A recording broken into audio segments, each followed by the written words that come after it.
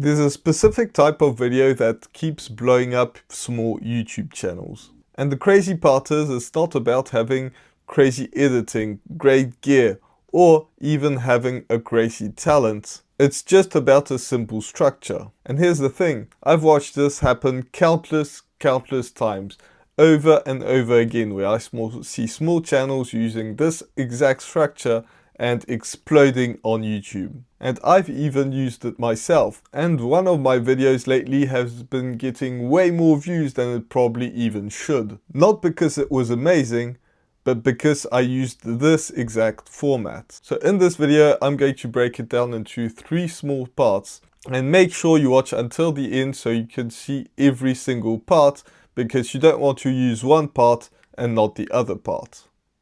So the very first thing that I want to talk about is hooks. And don't quit this video right away, because I know that you've heard this over and over and over again, where people talk about having a good hook. But there's really 2 things that you need to do with your hooks.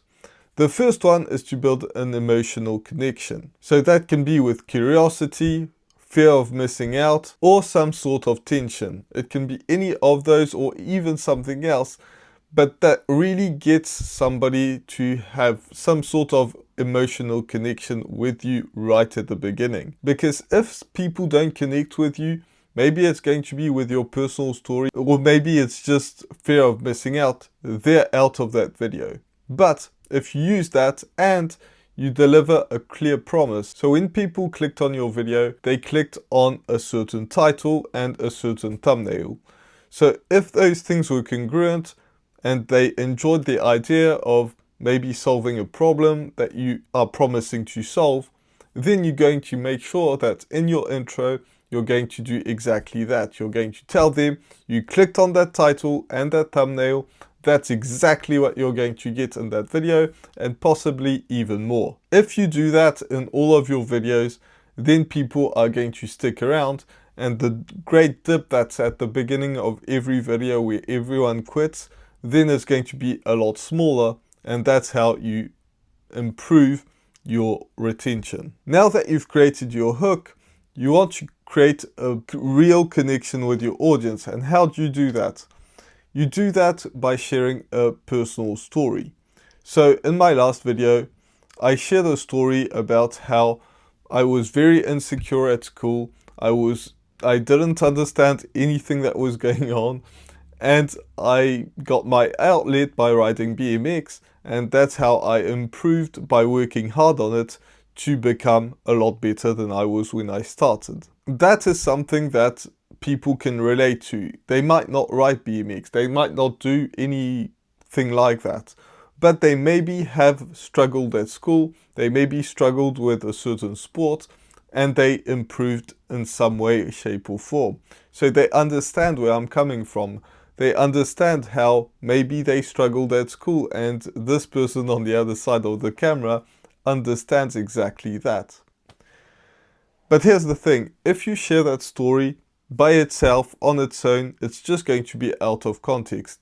I talk about struggling at school, but in fact I was also sharing what was happening on my BMX bike, but that has nothing to do with YouTube, and my channel is based around YouTube channels. So if you do something like that, you want to also tie it into your current problem that you're solving. So I have a YouTube channel about YouTube. So riding BMX has nothing to do with YouTube, but there are some lessons that I learned, which is working hard, being consistent, and falling and getting back up, and learning and getting hurt and learning is something that can be applied to YouTube. Now, you don't get physically hurt when you're doing YouTube, contrary to BMX, but the same mindset can happen when you get hurt by not getting views, not getting the subscribers that you expect, or just videos that flop, or getting hate comments. This is something that's going to happen on YouTube, but because I learned how the world works basically with BMX, I can relate that to YouTube. So if you have a problem that you've had in the past that you managed to overcome and become better at, and you're able to tie it into how you do things on that specific problem, no matter what it is. For me, it's YouTube, but it can be anything that you are interested in, whatever your channel is about. If you relate those two things, it's going to be a lot easier for people to connect with you. And for the number of views that I got on that video, I got way more subscribers than any other video. Just because even though that video didn't get that many views, people connected with me because I told a personal story and people can relate to that story. Now, you don't have to have a crazy experience, like a near-death experience, to share somebody that's personal and that people can relate to. You can just live your normal life, but anyone that lives their normal life will have things that happened in their lives. Maybe they didn't struggle in school, but they had something else. And maybe that's your case. Maybe you were great at school. But if you share stories that happen to you that don't necessarily become this huge thing where you almost died, or if you do, you can also share that if you're comfortable enough doing so. I want to give a little tangent here.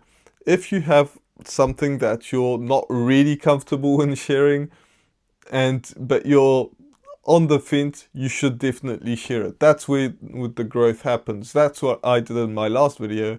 I wasn't really comfortable in sharing that my confidence was below zero at school, but that's a lot of people. A lot of people on the other side are probably thinking, yeah, that's exactly me. My confidence was really low when I was a teenager. So if you share something that you're not really comfortable sharing, but you share it anyway, that's when the growth really happens. And if you connect it with whatever problem you're solving in your YouTube videos, then that's something that can be hugely beneficial to your audience. And having a successful YouTube channel is all a byproduct of helping other people on the other side. Even if you have a channel that's not solving a specific problem, but instead entertaining people, it still works. Even though my channel isn't really based around that. But if you are helping people, that's even bigger of a strength. So just find a way to improve people's lives. The next thing is about storytelling. The way you talk about what happened in your life or some stories, or even how you present your content, is based on one skill, and that's storytelling. This beats any video gear, any scripting, anything. The way you tell stories is how you're going to improve and get whatever you're trying to reach on YouTube. This is the one thing that you need. There's people that have zero editing that are getting millions of views because they're interesting. You watch their videos and you just can't quit that video. If you rewatch your videos and you're thinking about something else, then there's probably some parts that you need to cut out, but also there's probably some way to improve the way you tell stories. And there is for everybody, unless you watch your video and you're flatlined and you're getting millions of views. If that's not the case, and I believe even Mr. Beast isn't in that case, you probably need to improve your storytelling skills. Storytelling is the most important part of filming a YouTube video or talking about on YouTube. I'm not the best. No, everybody needs to improve. So if there's one thing that you need to improve, it's that. Now, these are a few things that you just need to implement in your videos. But also I spent a whole year where I posted a video every single week and sometimes multiple times a week.